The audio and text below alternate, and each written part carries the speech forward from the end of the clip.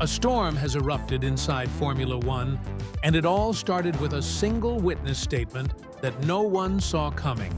A statement so explosive, it threatens to unravel everything we thought we knew about McLaren, Oscar Piastri, and the men who run one of F1's most storied teams. Because, according to shocking new legal documents revealed in London's High Court, McLaren's CEO, Zak Brown, never wanted Oscar Piastri in the first place.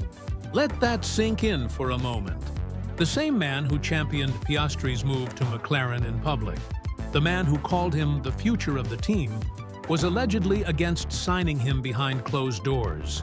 And the details behind that claim? They're straight out of a Hollywood political thriller. It all began at a quiet dinner in October 2022. The location: Beaverbrook Restaurant, just a short drive from the McLaren Technology Center.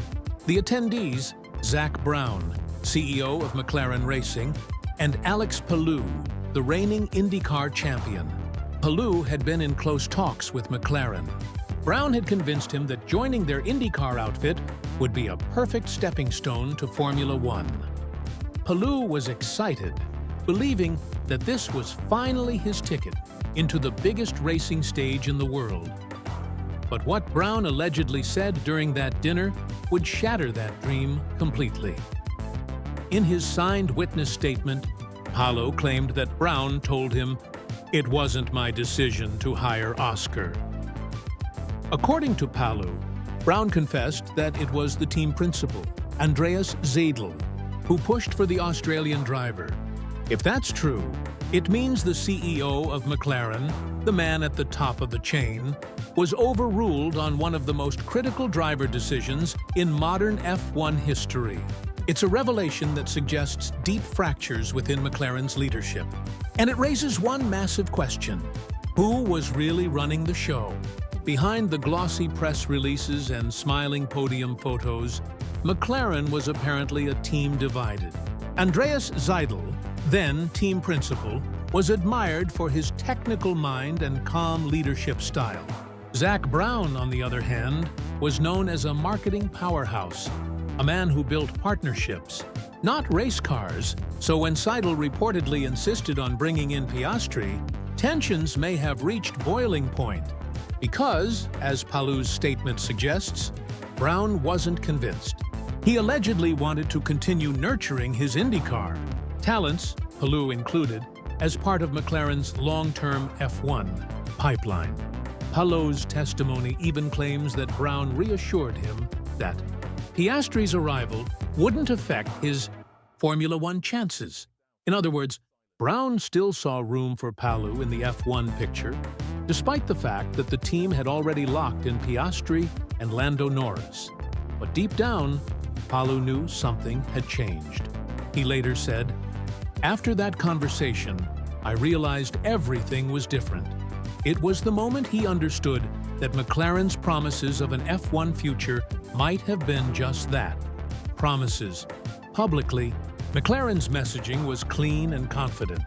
They presented Piastri's signing as a calculated move, a long-term investment in a generational talent.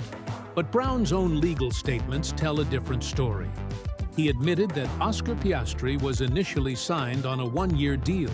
Yes, just 1 year. That single detail changes everything. Because if McLaren was truly confident in Piastri, why not lock him in for multiple seasons from the start? Why hedge your bets unless there were internal doubts about his readiness? Or disagreement about whether he was the right man for the job? According to Brown's own ranking system revealed in court, Palou was Plan B if another driver got injured, and Plan C if Piastri underperformed. It paints a clear picture of a team that wasn't as certain about its future as it wanted fans to believe. McLaren was playing both sides, keeping Palou close just in case their gamble on Piastri didn't pay off. Palou's emotions throughout this saga are evident in his testimony. He said he was angry and upset after discovering that McLaren had signed Piastri. He believed that Brown had made genuine promises about his Formula One future, promises of preparation, mentorship, and opportunity. "I thought he was sincere. Palou said, describing how he trusted Brown's word when he said, "We can make it happen."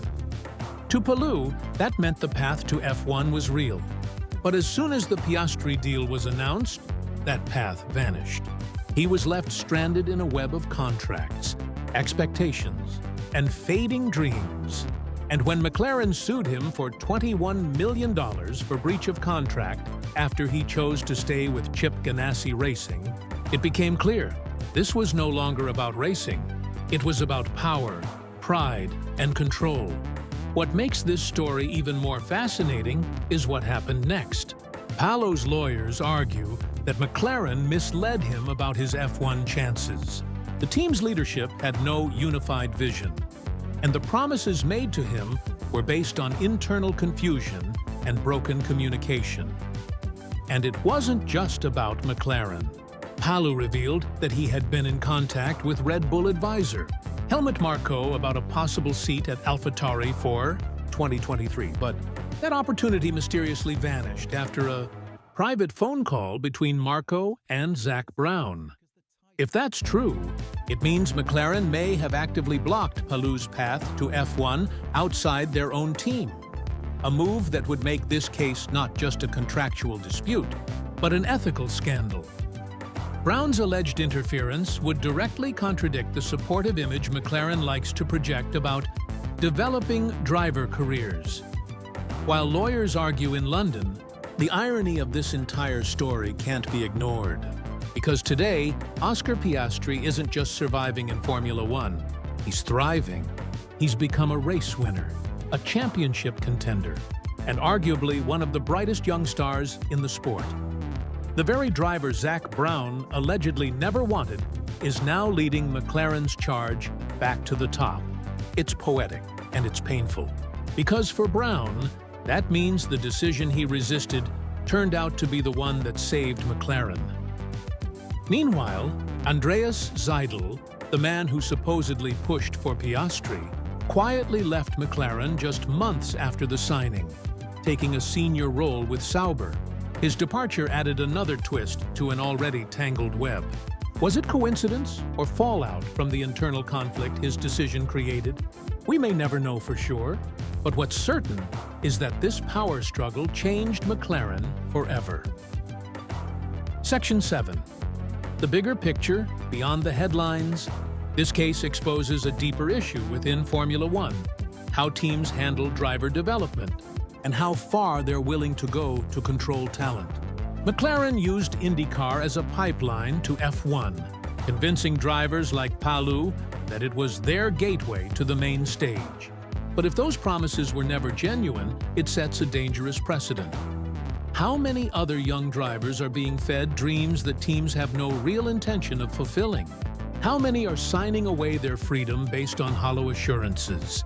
This lawsuit could change that dynamic for good. If Palou wins, F1 teams might be forced to put their promises in writing, to treat contracts not as bait, but as binding commitments. It could reshape how driver academies and partnerships function across the sport.